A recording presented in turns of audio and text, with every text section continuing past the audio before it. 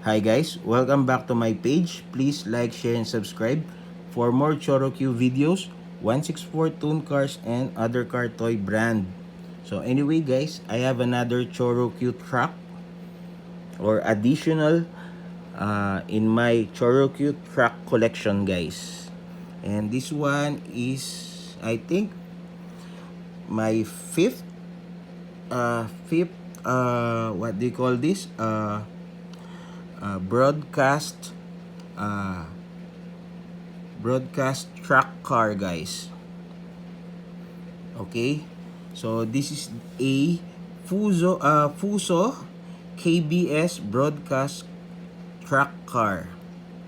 Okay, Takara Tomy guys produced this one in 2001, and this one is made in China. I bought this one as a loose without a box, but in very good condition, and uh, it's just only for display and never been played guys. So let's check this out guys. It's the KBS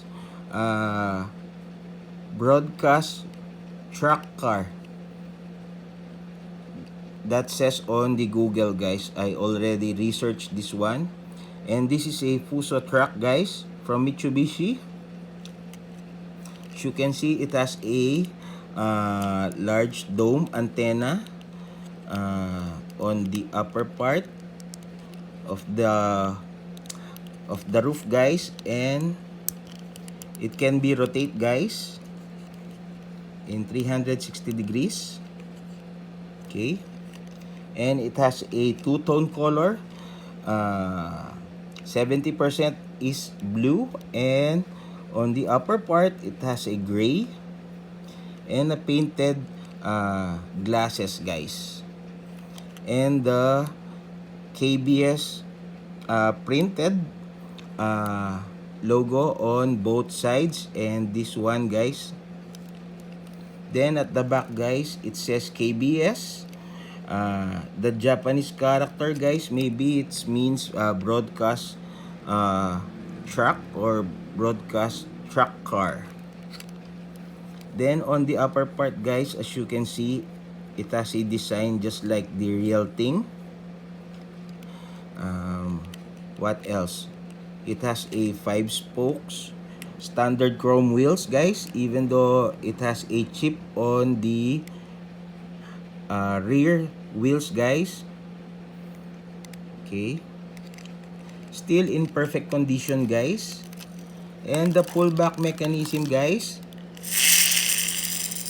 it's very noisy because it's a made in China guys, and Takara Tomy released this one in 2001. Okay, still in perfect condition guys, even though it's a loose second hand. Okay, so again guys, this is a standard size Choro Q.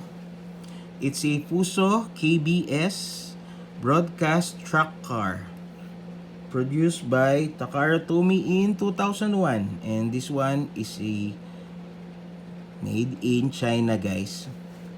Okay, so that's it guys. Hope you like my video. Thank you very much. Please like, share, and subscribe. Bye.